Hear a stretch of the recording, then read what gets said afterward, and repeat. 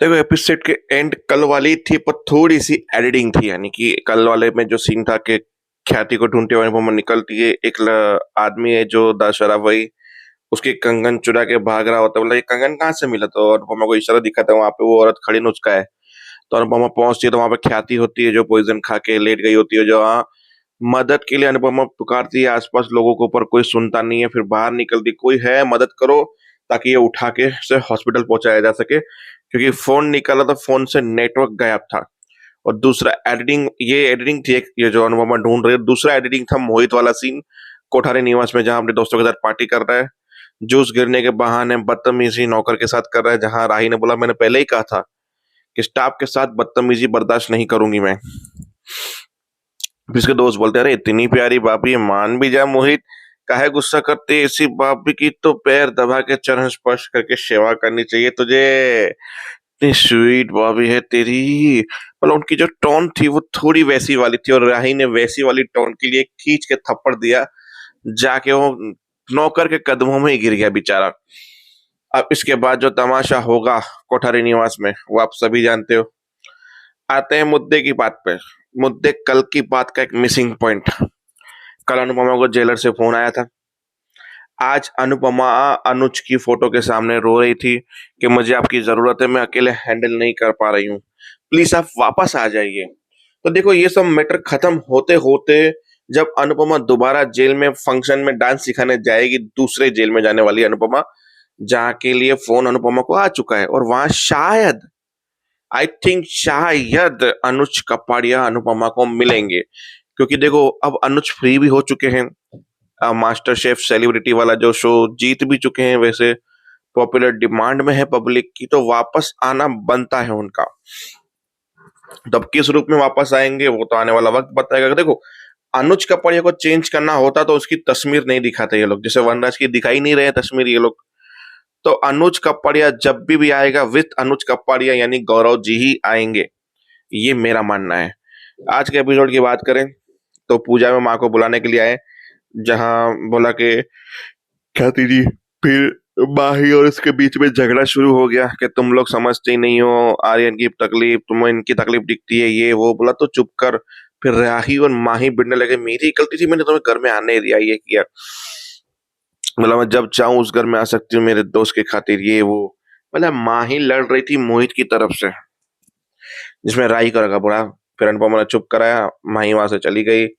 ख्याति के पास बैठे, बोला चिंता मत करो, एक और मौका मिल गया है पूजा के लिए, वो भी आज ही, तो आप आओगे। तो ख्याति को लेके वहां पे पहुंचे, उससे पहले सब लोग तैयारी कर रहे थे। बोला अभी तक पूजा का समय निकल रहा है, प्रेम और राही नहीं है। आपने बोला था पूजा में बैठेंगे, गौतम ने कहा था।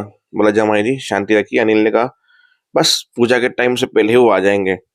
और पराग को लगे कि रंगोली में फूल कम है थोड़े से। पराग ने फूल उठाए गुलाब के, और जैसे ही रंगोली में डालने गया पर एक हवा का झोंका आया, सारे फूल उड़ गए और सामने से ख्याति का वेलकम हो गया। जहां प्रेम ने बोला देखो पापा ने आपके लिए कदमों पे फूल बिछा कर रखे हैं। तो फूल बिछाए, पूजा पाठ में ख्याति आके बैठी, सबसे मिली, सारे बच्चे उनसे आके मिले। बस गौतम को, मोहित को, पराग को छोड़ के और मोटिबा को छोड़ के। फिर बोला चलो पूजा में ही बैठ जाते हैं। जैसे ही पूजा खत्म हुई बोला चलो खत्म हो गई पूजा। बोला नहीं, अभी एक कथा बाकी है। फिर वहां पे अंश था। अब अंश क्यों था आई डोंट नो। अब अंश और हमारी प्रार्थना ने मिलके कथा का अनाउंसमेंट किया, जहां मोटिबा ने बोला कान्हा जी की तो कहीं अनेक रूप है, आप कौन सी कथा सुनाने वाले हो? भाई सुनी तो आपने, राम जी की कथा है, कान्हा जी की कथा है, मुरली की कथा है, सब भी भगवान की कथा सुनी होगी जो भगवान कृष्ण के रूप है। पर हम सुनाने वाले हैं देव की माँ की कथा। फिर देव की माँ के ऊपर एक लंबा सा अ, वो दिया, कथा उनकी बताई।